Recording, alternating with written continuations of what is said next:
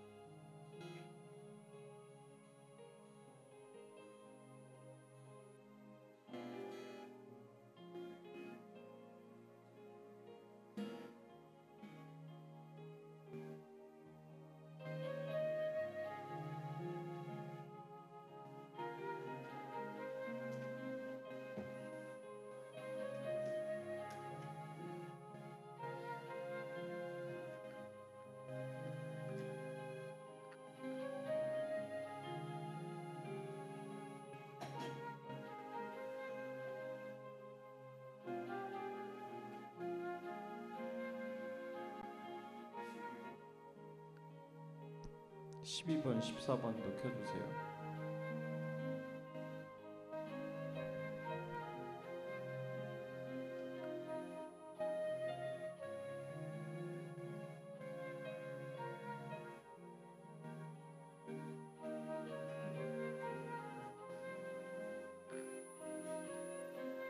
안 켜지는데 핀 마이크.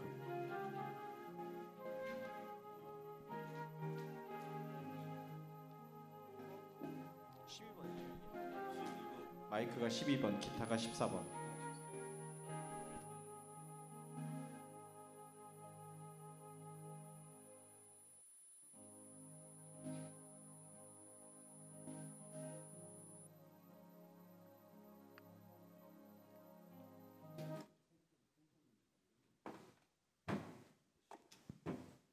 팬텀을 만들어야 된다는.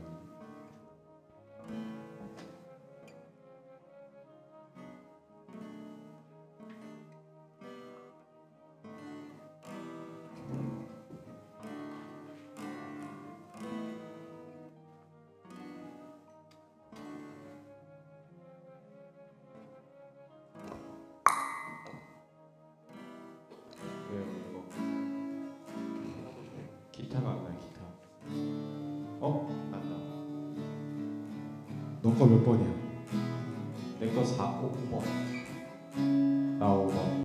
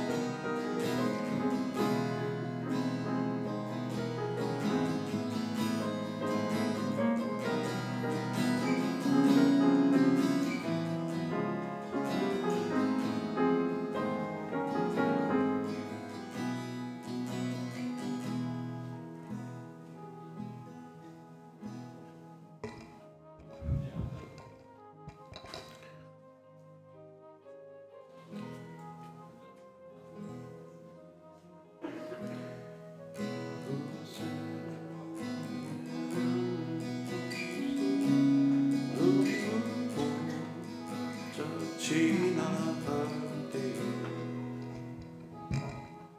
요새 그거 꽃들도 그렇죠.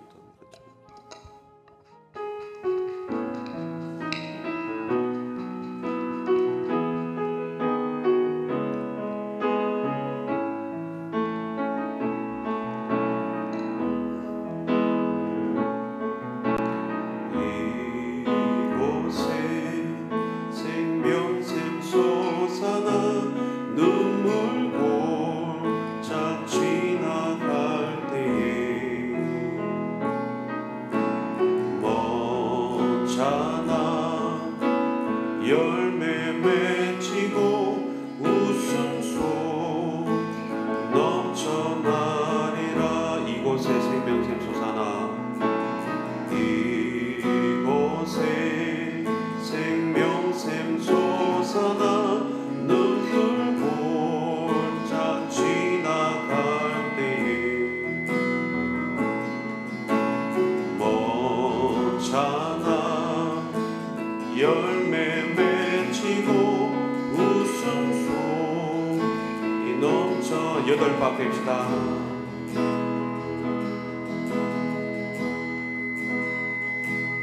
잠깐만 8박. 우리 4박이잖아요. 4박인데 좀 다시 돌아갈 때는 4박 하면 그대로 하면 되는데 악보대로. 그 다음에 꽃들도 들어가기 전에는 4박을 딱 다시. 그럼 이곳에부터 다시 합시다.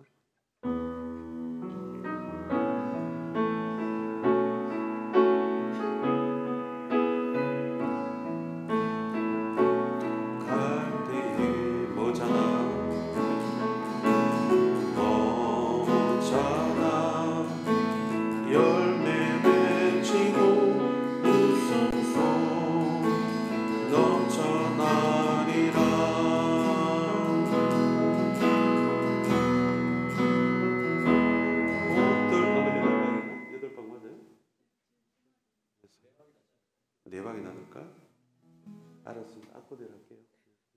다시. 꽃들도 구름도 넓은 바다도 찬양하라 찬양하라 예수를. 하늘을 울리며 노래해 나의 영혼아. 은혜의 주 은혜의 주 은혜의 주.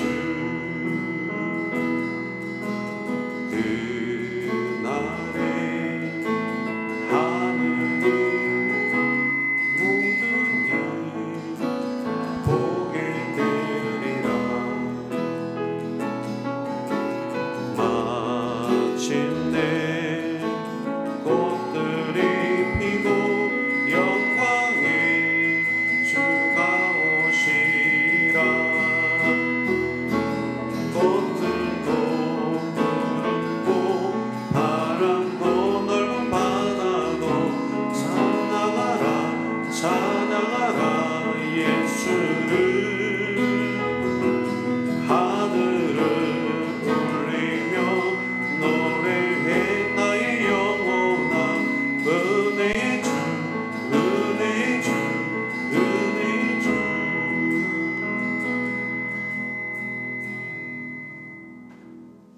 템포를 조금만 원곡처럼 일부러 듣는데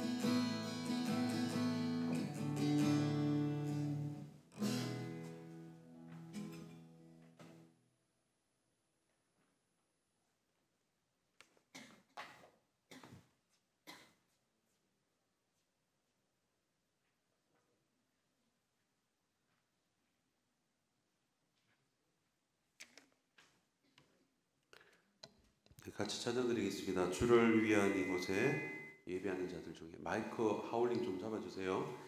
주를 위한 이곳에 예배하는 자들 중에 그가 찾는 이 없어 주님께서 슬퍼하시네. 이런 자가 아니라 주님이 기뻐 받으시는 우리가 되게 해달라고 그런 마음으로 찬양드리겠습니다. 주를 위한 이곳에 예배하는 자들 중에 그가 찾는 이여서 주님께서 슬퍼하시네. 주님이 찾으시는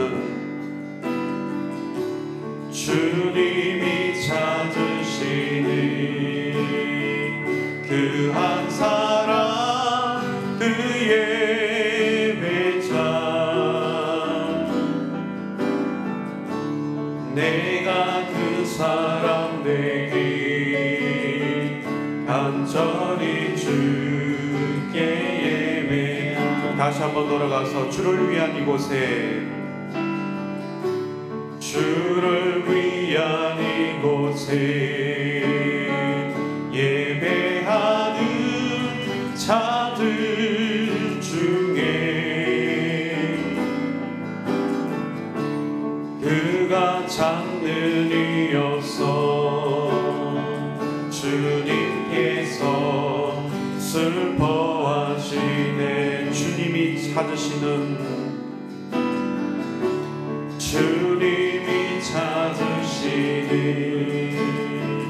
그 한 사람 그의 배자 내가 그 사람 되기 간절히 주께 예배하니. 주 은혜로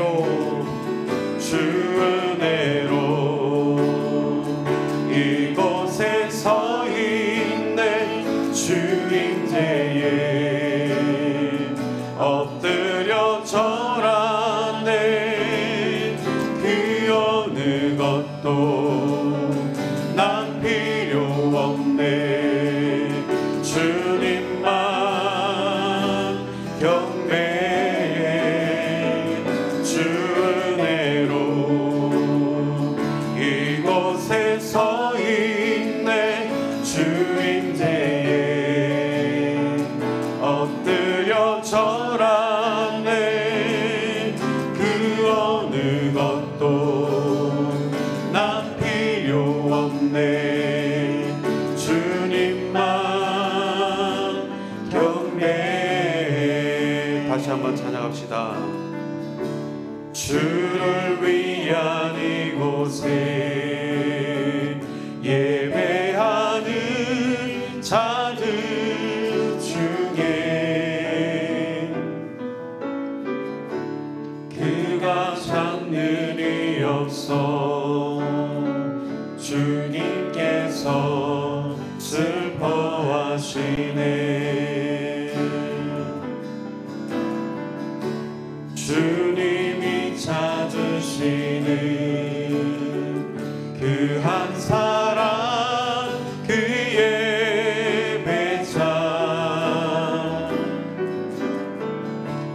내가 그 사람 되기 간절히 주께 예배한. 주 은혜로 이곳에 서 있네. 주 은혜로 이곳에 서 있네. 주 임재에 엎드려 절하네. 그 어느 것도 난 필요 없네. 주님만 경배해. 주 은혜로 이곳에 서 있네. 주 임재에 엎드려 절하네. 그 어느 것도 난 필요 없네. 주님만. 주 은혜로 이곳에 서 있습니다. 주 은혜로 이곳에 서 있네. 주 임재에 엎드려 절하네. 그 어느 것도 난 필요 없네.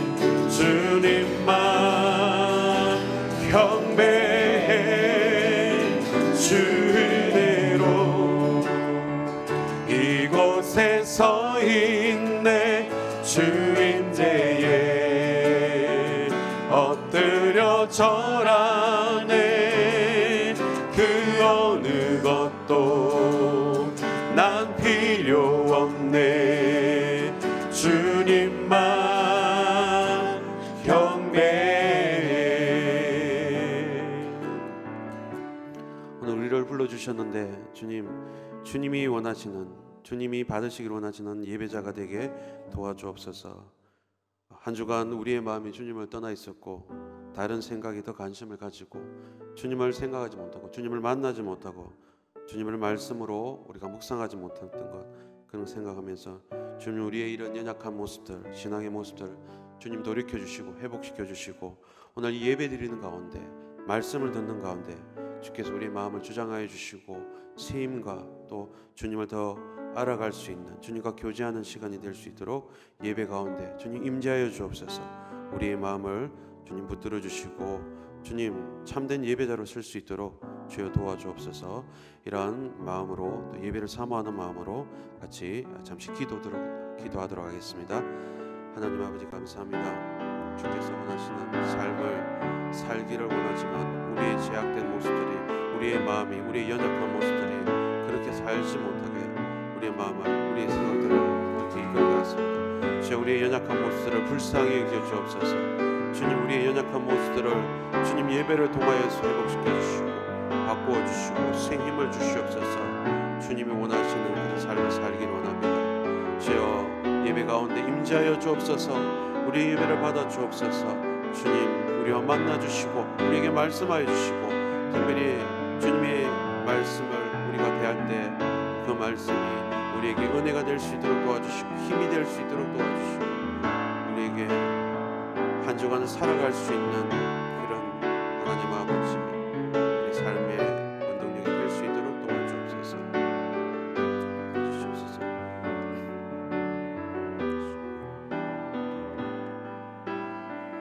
은혜 아니면 살아갈 수 없네. 같이 찬양하겠습니다.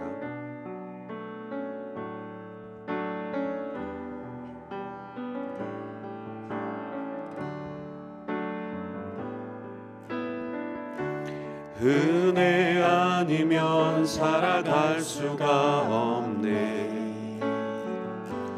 호흡마저도 다 주의 것이니 세상 평안과 위로 내게 없어도 예수, 오직 예수뿐이. 우리 고백합시다. 은혜 아니면 살아갈 수 없네. 은혜 아니면 살아갈 수가 없네. 호흡마저도 다 주의 것이니 세상 평안과 위로 내게 없어도 예수, 오직 예수뿐이네. 크신 계획 다 볼 수 없고 크신 계획 다 볼 수도 없고 작은 고난에 지쳐도 주께 묶인 나의 모든 삶 버티고 견디게 하시네. 은혜 아니면 살아갈 수가 없네. 나의 모든 것 다 주께 맡기니 세상 평안과 위로 내게 주신 주 예수, 오직 예수뿐이네. 다시 한번 찬양합시다. 은혜 아니면 은혜 아니면 살아갈 수가 없네. 호흡마저도 다 주의 것이니 세상 평안과 위로 내게 없어도 예수, 오직 예수뿐이니. 그 신계획 다 볼 수 없고, 그 신계획 다 볼 수도 없고, 작은 고난에 지쳐도 주께 묶인 나의 모든 삶 버티고 견디게 하시네. 은혜 아니면 살아갈 수가 없네. 나의 모든 것 다 주께 맡기니 참된 평안과 위로 내게 주신 주 예수, 오직 예수뿐이네.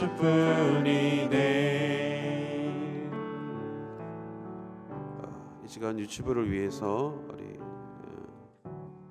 이지연 선생님 기도해 주시겠습니다.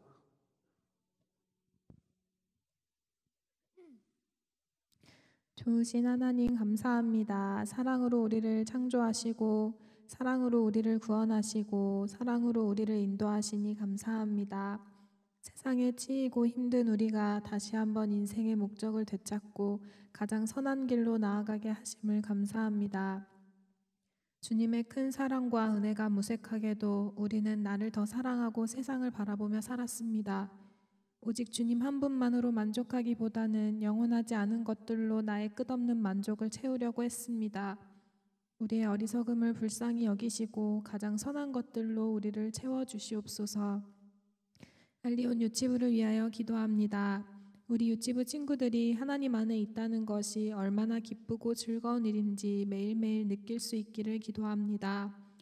하나님이 나의 아빠 하나님이 되고 나의 주인이 된다는 것이 얼마나 감사한 일인지 알아갈 수 있기를 원합니다. 그들의 부모와 교사인 우리들을 통해 하나님을 알아갈 수 있기를 원합니다. 부모와 교사된 우리가 먼저 하나님을 잘 누리고 잘 나눌 수 있도록 우리의 삶을 인도하여 주시옵소서. 비록 작은 입술이지만 하나님을 진심으로 고백하고 즐거워하는 유치부가 될 수 있도록 도와주시옵소서. 섬기는 이들이 기쁨으로 섬기고 일이 아닌 봉사와 헌신의 마음으로 다할 수 있도록 지켜주시옵소서. 이 시간 주의 말씀을 들을 때에 굳은 우리의 마음이 하나님의 말씀을 잘 받는 연한 마음이 되어 오직 하나님 한 분께만 집중하는 시간이 되도록 우리의 마음과 생각을 주관하여 주시옵소서. 모든 것이 주님의 은혜임을 믿습니다. 우리 주 예수 그리스도의 이름으로 기도합니다. 아멘. 우리 계속 찬양 드리겠습니다. 이곳에 생명샘 솟아나 눈물 골짜기 지나갈 때 찬양 드리겠습니다.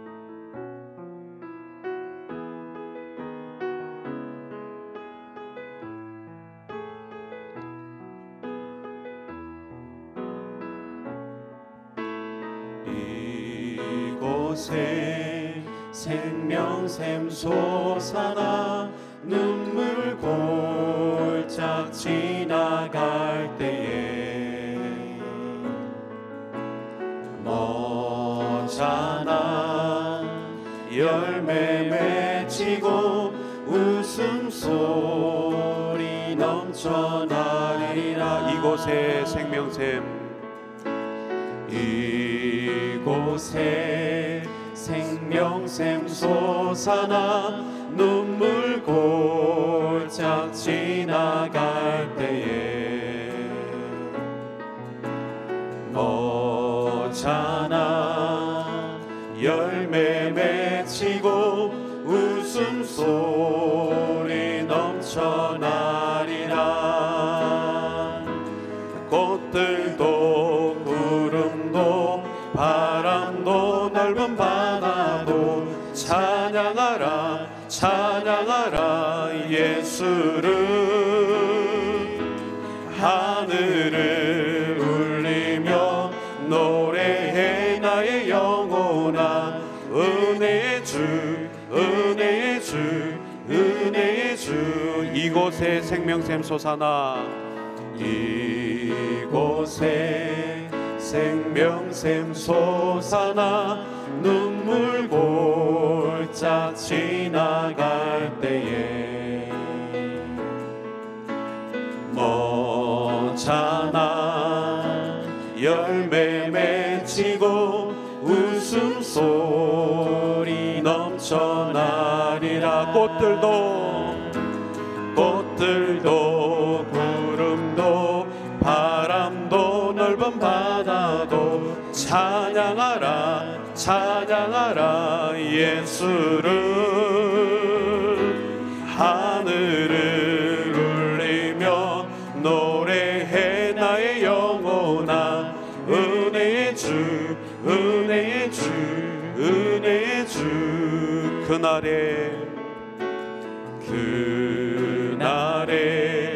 하늘이 열리고 모든 이가 보게 되리라. 마침내 꽃들이 피고, 마침내 꽃들이 피고 영광의 주가 오시리. 다시 한번 합시다. 그날에 하늘이 열리고,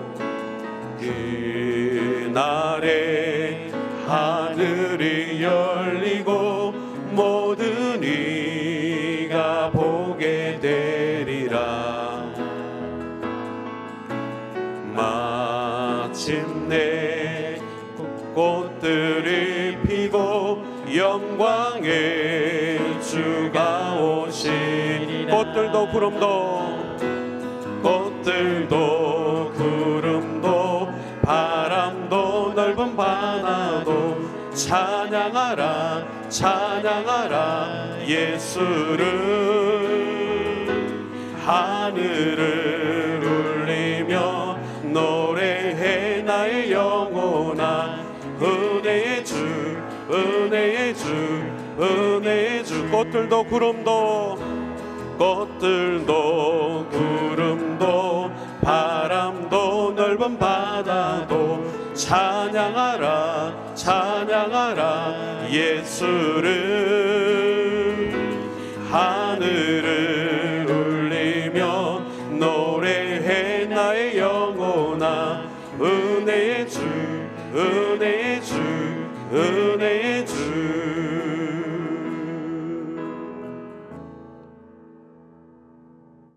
초등부를 위해서 우리 정성훈 선생님 기도해 주시겠습니다.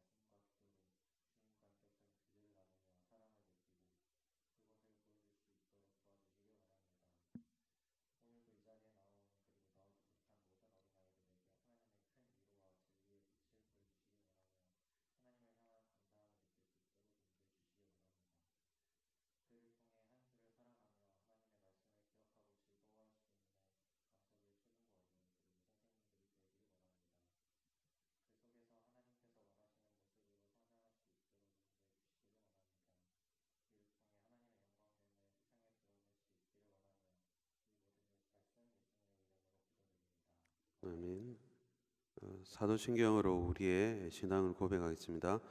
나는 전능하신 아버지 하나님 천지의 창조주를 믿습니다. 나는 그의 유일하신 아들 우리 주 예수 그리스도를 믿습니다.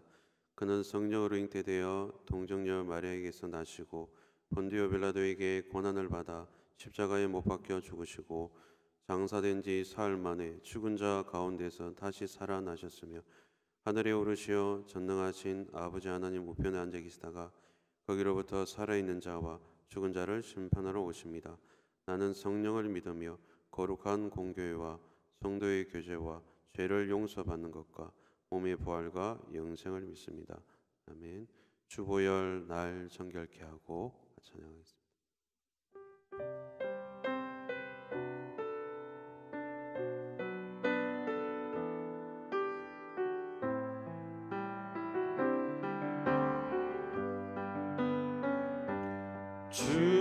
주보혈 날 정결케 하고 주보혈 날 자유케 하니 주 앞에 나 예배하는 이 시간 나의 모든 것을 주께 드리네. 주의 손 날 위에 지키셨고 주의 발 날 위에 박히셨으니 이제는 내가 사는 것이 아니요 오직 주를 위해 사는 것이라.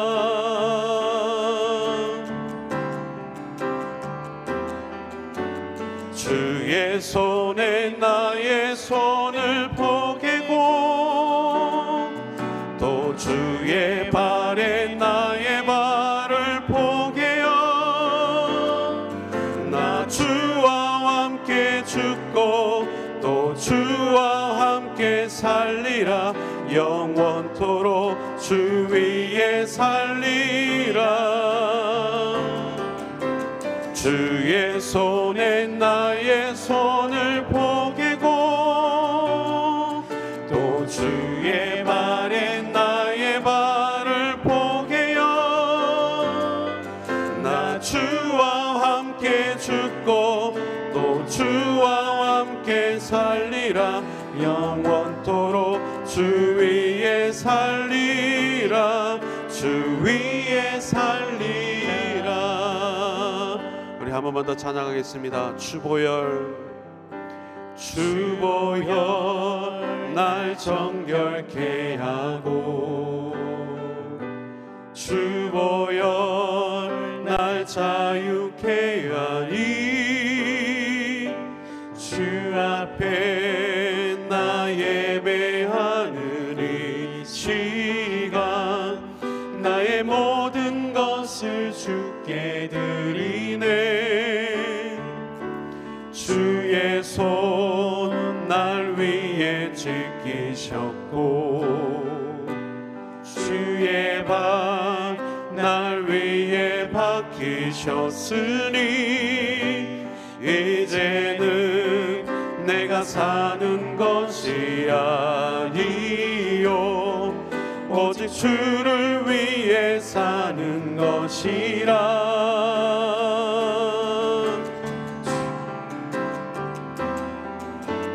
주의 손에 나의 손을 포개고 또 주의 발에 나의 발을 포개어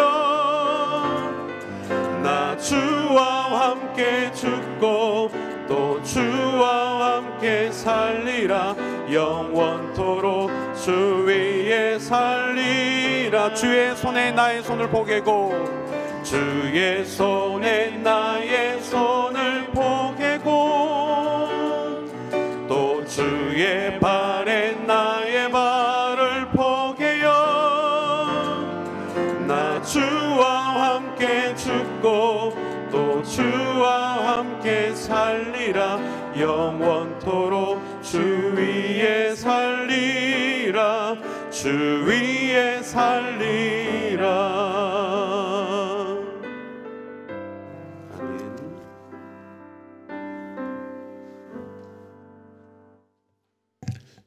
에스겔 19장입니다. 구약성경 1176페이지에 있습니다. 에스겔 19장입니다. 19장 전체를 한 절씩 교독하겠습니다. 너는 이스라엘 고관들을 위하여 애가를 지어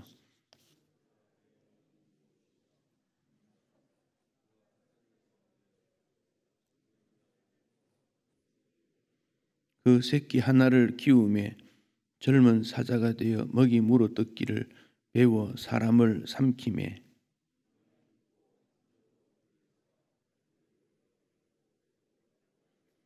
암사자가 기다리다가 소망이 끊어진 줄 알고 그 새끼 하나를 또 골라 젊은 사자로 키웠더니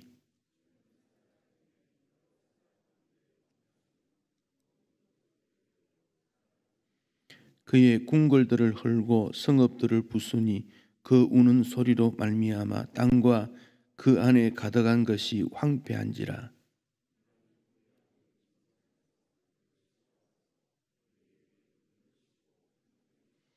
우리에 넣고 갈고리를 꿰어 끌고 바벨론 왕에게 이르렀나니 그를 옥에 가두어 그 소리가 다시 이스라엘 산에 들리지 아니하게 하려 함이라.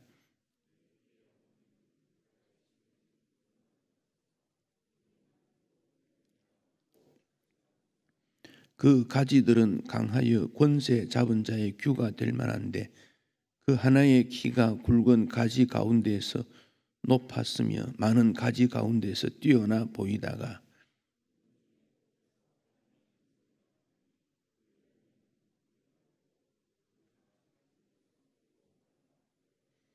이제는 광야 메마르고 가물이 든 땅에 심어진 바 되고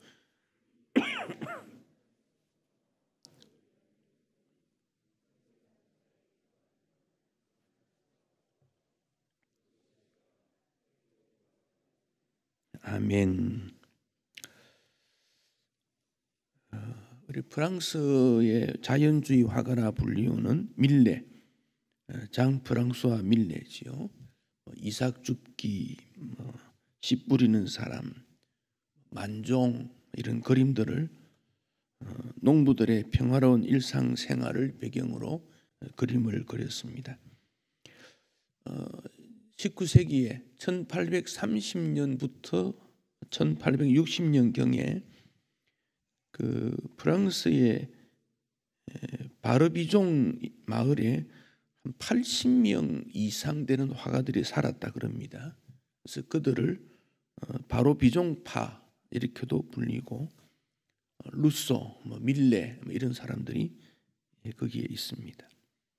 만종이라고 불리는 만자는 그 저녁 만 종자는 쇠국종이죠. 만종 저녁종이라 그런 뜻이죠. 고된 하루 일과를 마치고 농부 부부가 교회 종소리를 들으면서 기도하는 평화로운 그림인데 그 그림 배경에는 슬픈 내용이 있습니다. 그 부부 발밑에 바구니가 있지요. 감자나 밭 일하는 도구가 담겨 있는 바구니로 알고 있는데 사실은 그 바구니 안에는 그 부부의 사랑하는 아이의 시체가 담겨 있었다는 거지요. 가난했던 시절에 사람들이 감자를 심으면서 겨울을 지나는데 아이가 그의 겨울을 견디지 못한 것이지요. 그래서 아이를 담아서 바구니에 담았는데 슬픔에 빠진 아빠와 엄마가 마지막 기도하는 모습인데 밀레의 친구가 그 그림을 보고 충격을 받고 그 아이 그림은 지우자. 그래서 대신 감자를 넣었다는 겁니다. 최근에 루브르 박물관 미술관에서 자외선 투사 작업을 이렇게 했더니 감자 자루가 처음 그림에는 어린 나이에 관이었다. 그런 말을 하기도 합니다. 아름다운 평화로운 농촌 생활이 아니고 인간이 겪는 가장 큰 슬픔의 그림이다. 그렇게 말할 수 있습니다. 그 19세기 초에 사실은 그 유럽의 그 먹거리가 문제가 되어 가지고 많은 사람들이 미국으로 넘어갔지요. 미국, 카나다 쪽으로 넘어가기도 했습니다. 요즘은 우리가 종소리를 잘 듣기 어려운데 강화도에 온수리라는 동네가 온수리 교회가 있습니다.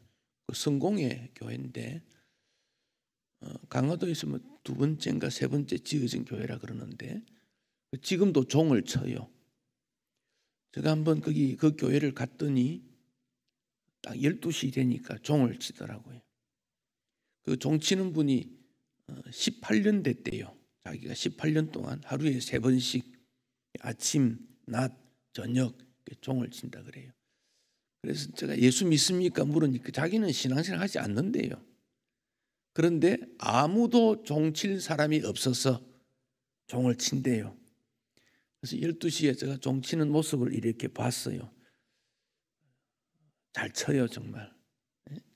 그 종을 그냥 당기는 게 아니거든요. 당겼을 때 그 종이 돌아가니까 적절하게 돌아야 되니까 또 너무 작으면 멀리 소리가 안 나갈 거고 그 소리 강도 이런 거 싹 당기고는 딱 잡더라고요. 줄을 싹 당겨 잡고 그래서 그 종이 한번 흔들려서 또 울림이 조금 있다가 조용해지면 또 당겨서 또 딱 잡고 있고 그걸 3번 하더라고요. 그래서 제가 또 물었어요. 종을 왜 3번 칩니까? 5번이나 6번 치면 안 됩니까? 그러니까 그건 자기도 모르겠대요. 그래서 3번 그렇게 친대요. 종을 소리를 들으면서 우리 하루를 돌아보는 일은 참 낭만적이기도 하고 인생이 무언가 돌아보는 그런 시점이 되기도 합니다. 우리가 사는 시대를 in between time, 사이의 시대 혹은 경계의 시대 이런 말을 합니다. 전통 질서가 무너지고 새로운 질서를 맞이하는 그 변화의 시대에 있다는 거지요. 그러다 보니까 여기 사는 우리 모두가 치열한 경쟁을 하고 있습니다. 젊은이들에게 미래가 불확실하고 노인도 그렇고 전문인도 그렇고 힘든 경제 시대에 많은 사람들이 살아가면서 또 자신의 마음에 합당하지 못하니까 욱하는 마음, 그래서 대한민국을 분노의 대한민국 이렇게도 사용합니다. 이건 대한민국만 그런 거 아니라 선진국도 마찬가지입니다. 가장 흔하면서도 치명적인 질병이 멘탈 디프레션, 우울증이라 그럽니다. 신체적으로는 아무런 이상이 없는데 한 번 이상 꼭 앓는다고 합니다. 그래서 우울증을 영혼의 감기다 그런 말도 합니다. 원인은 여러 가지지만 분노 감정을 조절하지 못하거나 잘 표현하지 못하기 때문에 나타나는 일입니다. 분노를 얼마나 되는가 측정하는 방법도 있다 그러는데 그건 여러분들이 책을 찾아보시기 바라고, 분노의 표현은 그 대화의 방법입니다. 대화의 방법. 너에 대한 대화, 나에 대한 대화를 하라는 거지요. TV에서 대담하는 것도 보면 전부 상대방에 대한 얘기만 합니다. 당신이 이랬고, 당신 소속된 단체가 이랬고, 당신 정당이 그렇고, 당신 나라가 그렇고, 자기 이야기는 아무도 말 안 합니다. 어쩔 수 없이 그런 결정을 했었을 것이다라는 추정도 하지 않습니다. 무조건 당신이 잘못했다는 것이죠.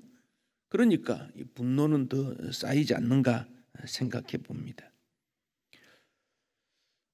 우리는 이 살아가는 이 시대가 분노를 불러일으키지 않는, 그러면서도 나의 마음을 잘 표현할 수 있는 그런 마음이 되어야 생각합니다. 특별히 이 슬픔의 시대, 아픔의 시대, 상실의 시대, 어떻게 우리의 감정을 표현할 것인가, 극복할 것인가 하는 중요한 문제가 있습니다. 하나님께서 에스겔에게 슬픈 노래를 부르라, 그게 오늘 본문의 핵심입니다. 이스라엘의 지도자 왕들도 잘못했고 백성도 잘못하고 나라가 망할 것이니까 애가를 불러라. 14절 뒷부분에 보면 이것이 애가라, 애가 슬픔의 노래지요. 후에도 애가가 되리라, 슬픔의 노래지요. 장송곡 있죠. 사람이 죽은 다음에 부르는 노래지요. 장송곡은 그 사람의 훌륭한 점을 많이 부각시킵니다. 애가는 나쁜 점을 이야기합니다. 장송곡은 그 사람이 죽은 후에 부르지만은 애가는 죽기 전에, 망하기 전에, 특히 왕들이 여전히 있고 나라가 망하기 전에 부르는 노래입니다. 에스겔 18절에서 보면 하나님께서 이스라엘의 망함에 대한 원인을 너희들의 죄 때문이다 지적을 하셨고 회개하라고 경고하셨습니다. 그러나 이스라엘 백성들이 그 말을 듣지를 않았습니다. 여기 19장에 에스겔이 애가를 부른 후 7년 정도 지나고 유다가 완전히 망합니다. 그렇다면 이 노래를 부르라는 것은 망하라는 것이 아닙니다. 이 노래를 통해서 깨달으라. 음악이라든지 미술이라든지 어떤 작품이라는 것은 보고 깨달으라는 것이죠. 깨달으라. 근데 두 가지 이미지가 사용되는데 하나는 사자입니다. 사자 새끼, 사자 같은 거지요. 또 하나가 포도나무. 그래서 본문에 보면 사자와 포도나무가 나옵니다. 우리는 사자 그러면 그냥 짐승이지요. 포도나무 그러면 그냥 나무 중 하나지요. 근데 유다 백성들에게는 사자라는 것과 포도나무는 아주 친숙한 이미지가 있습니다. 창세기 49장에 야곱이 12아들에 대한 축복의 내용이 나옵니다. 그때 유다에게 축복할 때 사자와 포도나무의 이미지가 사용이 됩니다. 야곱 나이가 130이 되었을 때 가나안 땅에 흉년이 들었습니다. 그래서 곡식을 사러 보내는 일이 일어납니다. 그리고 나중에 야곱이 요셉이 살아있는 줄 알고 지금은 이집트로 내려가지요. 이집트에 가서 17년을 더 삽니다. 그래서 147때 야곱이 죽음에 임박한 것을 알고 자녀들에게 축복하는데 그게 창세기 49장입니다. 그 중에 8절로 12절은 야곱에 대한 유다에 대한 축복입니다. 유다에 대해 이렇게 말했습니다. 유다는 사자 새끼로다. 너는 움킨 것을 찢고 올라갔도다. 그의 엎드리고 웅크린 수사자 같고 암사자 같으니 누가 그를 범할 수 있으랴. 홀이라는 것은 그 왕이 짚는 지팡이입니다. 홀이 유다를 떠나지 아니하며 치리자의 지팡이가 그 발 사이에 떠나지 아니하시기를 실로가 오시기까지 미치리니 그에게 모든 백성이 복종하리로다. 다시 말하면 유다 가문의 왕이 태어난다, 그런 말입니다. 그런데 그 왕이 실로가 오시니까 실로도 메시아를 말합니다. 예수님이 오실 때까지 그런 일이 지속되고 모든 백성이 복종하게 될 것이다. 그러니까 사자라는 말은 왕권을 유다 지파에게 준다, 그런 뜻입니다. 유다 지파에서 이스라엘 왕들이 다 나타납니다. 다윗이 유다 지파죠. 사울은 베냐민 지파입니다. 다윗은 유다 지파인데 그때부터 왕들이 일어나게 되지요. 그래서 다윗 이후 후손들을 그들은 왕권을 가졌다. 그래서 다윗의 후손, 다윗의 아들, 그 점을 그들은 강조합니다. 포도나무는 열매가 많이 맺지요. 얼마나 많이 맺느냐? 포도주로 옷을 빨았다 그래요. 얼마나 많은지 그 풍성함을 강조합니다. 그래서 유다는 아버지로부터 정말 놀라운 축복을 받습니다. 번영, 풍요, 기쁨, 평화입니다. 그 왜 유다가 그런 축복을 받는가? 유다의 책임성 때문에 그렇습니다. 요셉이 형들에 의해서 이집트로 팔려가고 난 다음 형들은 요셉이 죽었다 그랬지요. 아버지는 큰 슬픈 마음을 가진 거예요. 그러다가 흉년이 들었는데 그 아들들이 가만히 소식을 들으니까 그 애굽 이집트에는 물자가 많으니까 거기 가면 양식을 살 수 있다더라. 그래서 10명이 갑니다. 요셉은 형들을 단번에 알아보고 대화를 하다가 우리 집에는 아버지가 있고 동생도 있다. 그러니까 이 야곱이 베냐민을 보고 싶은 거예요. 특히 그 요셉과 베냐민은 한 어머니 밑에서 태어났습니다. 그래서 곡식을 주면서 다음에 너희들이 곡식을 사러 올 때는 막내 동생 베냐민을 데리고 오지 않으면 곡식 팔지 않는다. 그런 말을 합니다. 그래서 그들이 양식을 가지고 가서 생활하다가 또 양식이 떨어지니까 또 양식을 사야 되지 않습니까? 그래서 아버지에게 말합니다. 애굽에 갔는데 총리가 막내 동생을 데리고 와야 양식을 판다고 했어요. 그러니까 아버지가 걱정을 하는 거죠. 요셉도 죽었는데 베냐민도 잃어버리지 않겠는가? 굉장한 아픔을 가졌을 때 유다가 말합니다. 아버지, 내가 책임질 테니까, 꼭 책임질 테니까. 그리고는 베냐민을 데리고 갑니다. 그때 유다가 만약에 내가 책임지지 못한다면 내 생명을 담보로 해서라도 동생을 지키겠다 약속을 합니다. 그래서 유다가 그 약속 때문에 결국 훗날에 축복을 받게 되는 그런 모습을 우리가 알게 됩니다.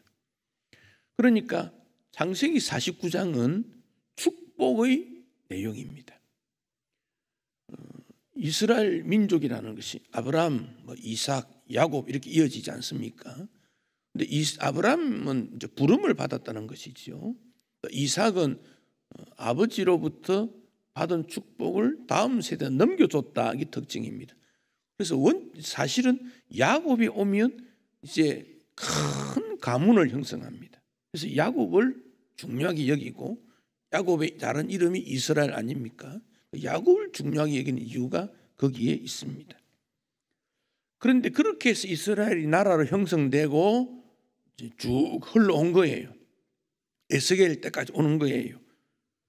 그러니까 이스라엘 백성들은 야곱의 후손 이런 게 강조가 되는데 에스겔에게 오면 여기에 이 축복의 내용이 사자와 포도나무를 예를 들었습니다마는 이제는 슬픈 노래, 나라가 망하는 축복이 아닌 저주와 슬픔의 노래를 불러야 한다. 그게 에스겔 19장입니다. 이스라엘이 나중에 남북으로 나누어지지 않습니까? 북왕은 왕이 22명이에요. 2명인데 먼저 망하지요. 남유다가 19명 혹은 20명이에요. 한 명은 어디 갔느냐? 포로로 잡혀간 내용이 나오기 때문에 20명 볼 수 있는데, 그때 마지막 때 이제 멸망하기 직전에 훌륭한 왕이 요시야라는 왕이 있어요. 8살 때 왕이 되는데 8살 때 뭘 하겠습니까?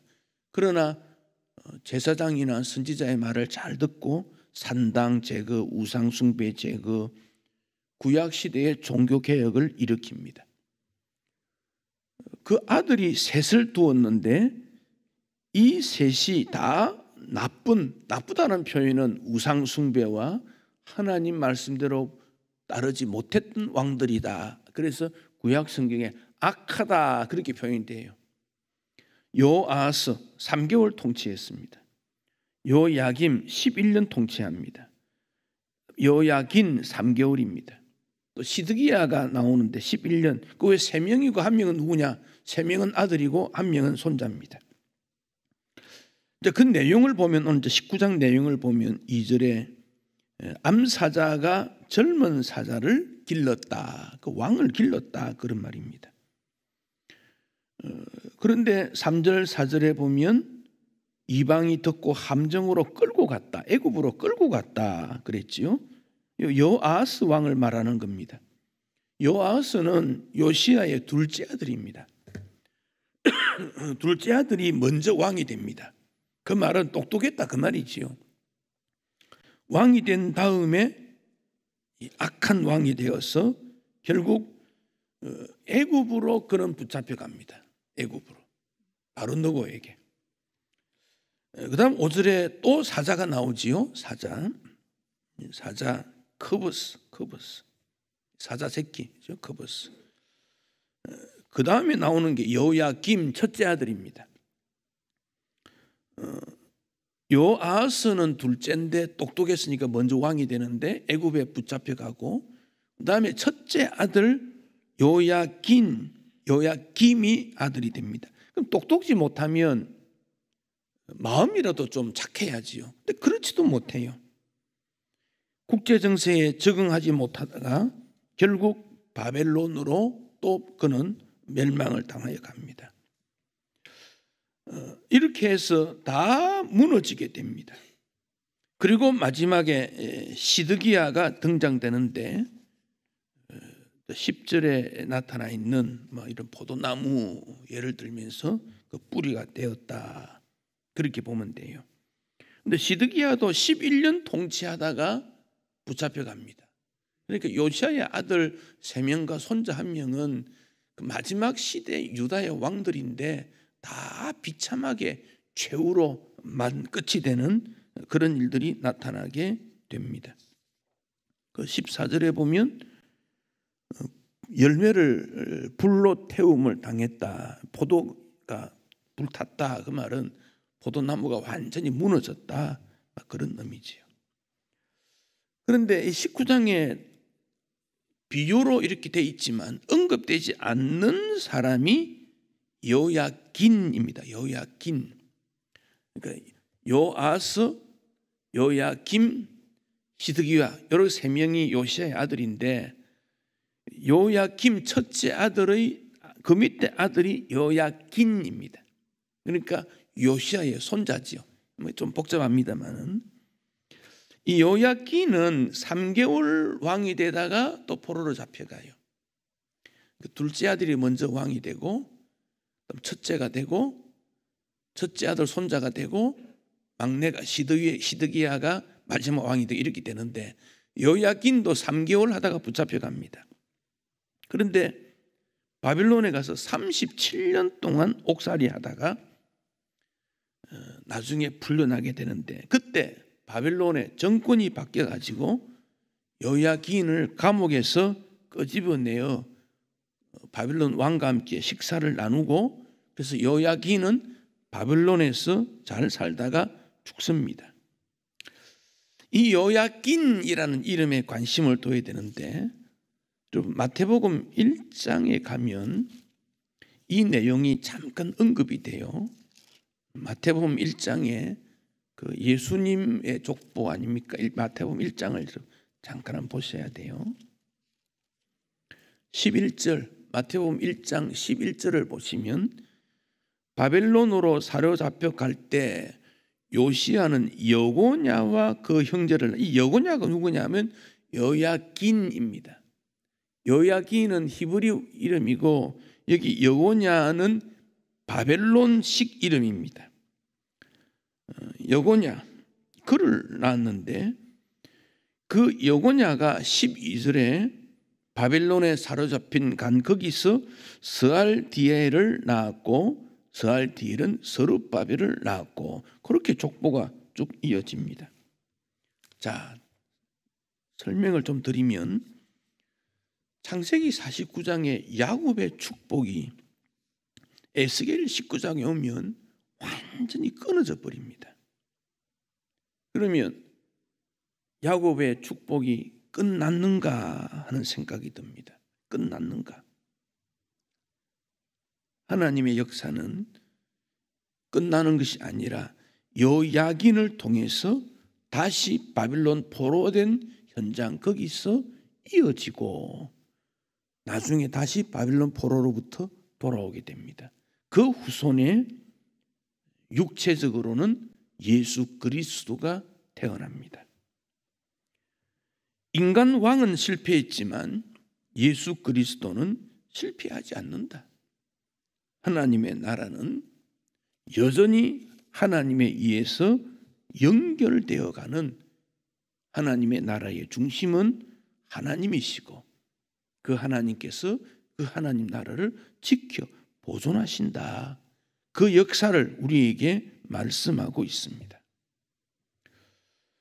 누구든지 예수 믿고 예수 안에서 영생을 얻고 하나님 나라 백성이 되고 하나님의 의로움과 평화의 나라에서 영원토록 살 수 있게 하셨고 인간이 세운 왕은 인간의 왕은 실패하지만 유다 지파의 사자 예수 그리스도는 실패하지 않는다.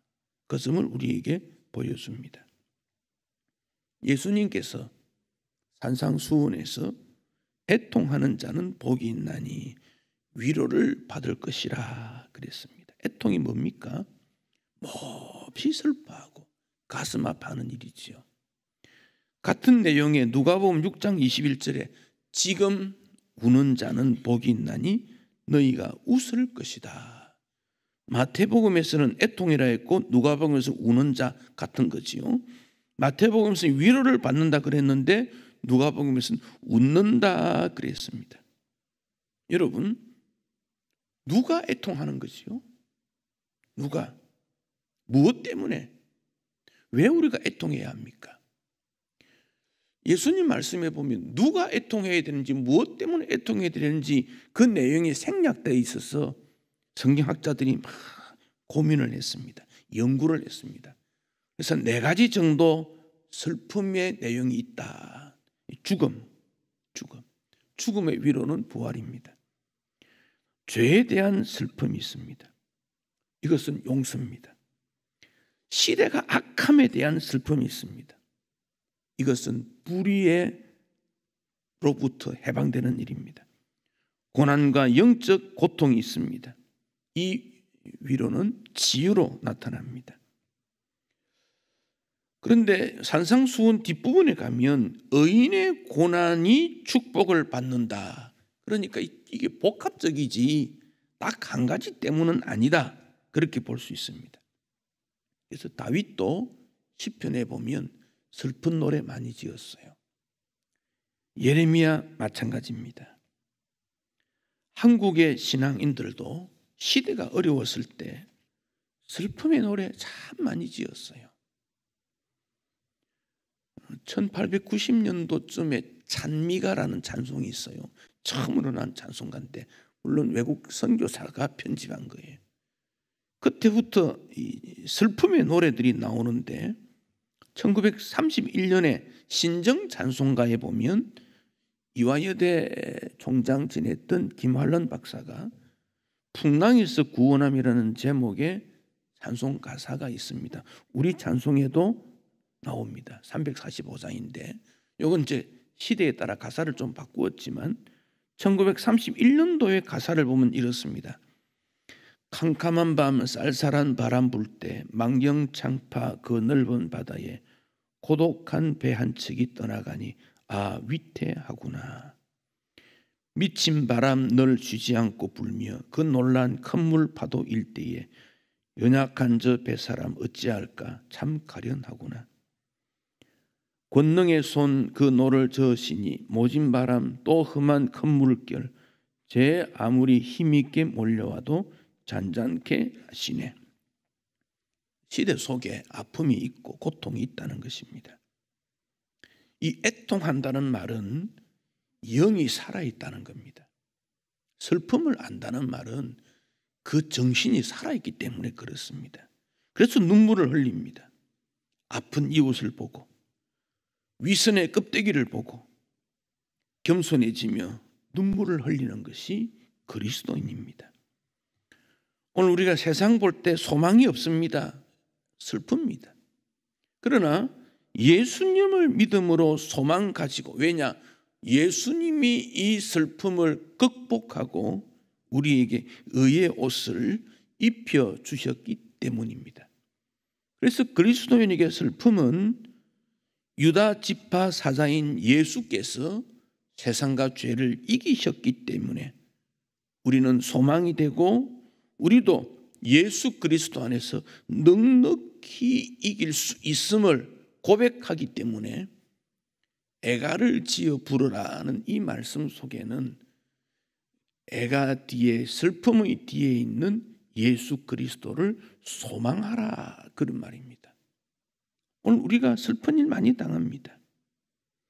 그 고단한 삶 속에 하나님이 찾아오시고 애통 속에 세상을 치유하는 주님의 능력이 담겨져 있고, 그래서 십자가를 통하여서 우리는 구원의 완성이 일어나고 하나님의 위로하심이 있게 됩니다. 오늘의 세상, 아니 오늘만 그런 게 아니지요. 에스겔 시대를 보면 인간 세상에는 슬픈 일이 참 많다. 나라 사랑을 애국이다 그러지 않습니까? 애국, 나라 사랑이지요. 저는 그것을 나라를 위해 슬퍼하는 사람이 애국자가 아닌가, 저는 그런 생각을 해봅니다. 노래는 애가라는 게 있어요. 슬픔의 노래. 근데 그림에는 애화라는 게 없더라고요. 제가 찾아보니까. 그러나 많은 그림을 그리는 분도 애화, 슬픔의 그림을 그렸겠지만 겉으로 볼 때는 슬픔이지만 그 속에 소망이 있고 빛이 있고 하나님의 영광이 있다면 그것은 슬픔의 노래, 슬픔의 그림이 아니고 소망의 노래, 소망의 그림이요, 소망의 삶이라는 것을 알게 됩니다. 여러분의 삶 속에 여러 가지의 슬픔, 분노로 나타나는 일들 극복해서 하나님의 위로가 있고 소망이 있는, 그래서 부활하신 주님이 우리에게 소망의 주가 되신다. 그 위로가 여러분에게 늘 풍성하시기를 축복합니다. 찬송하십시다. 342장 342장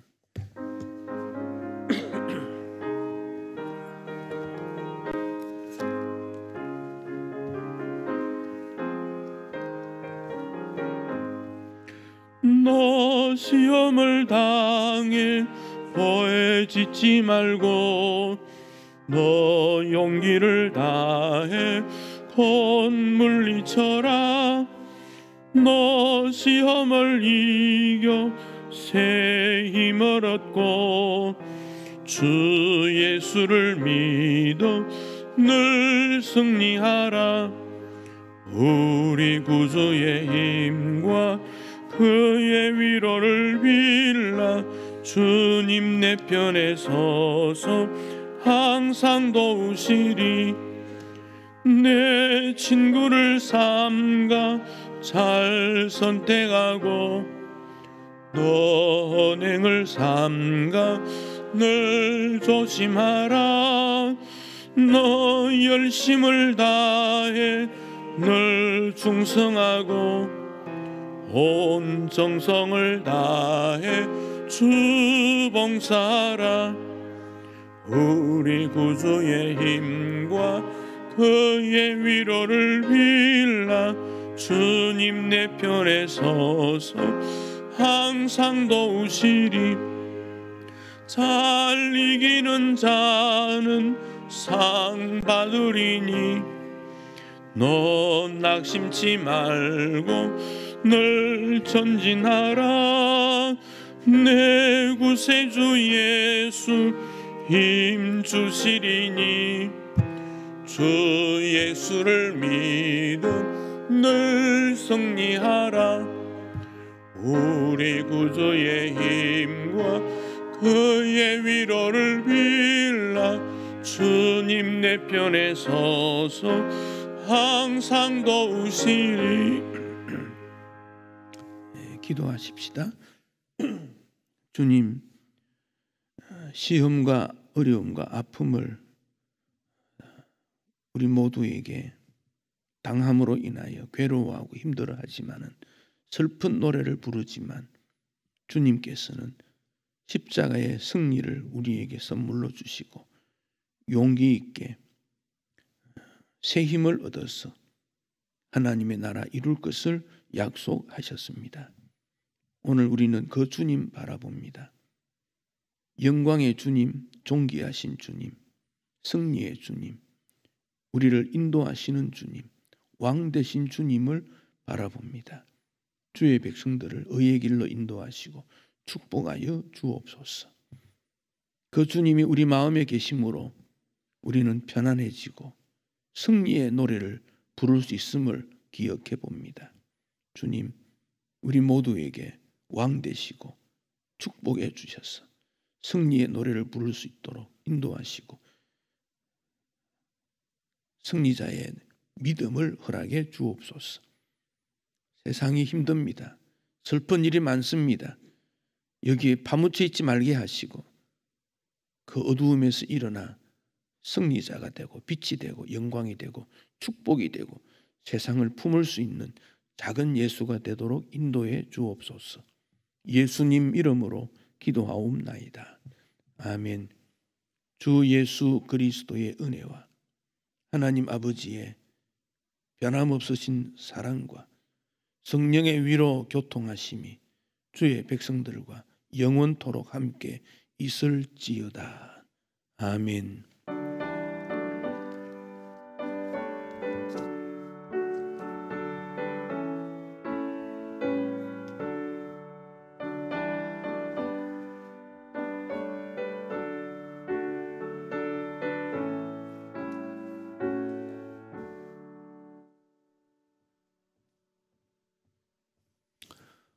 주보 광고는 참고하시고 이 50주년 기념집은 1층 입구에 필요한 분 가져가시면 됩니다.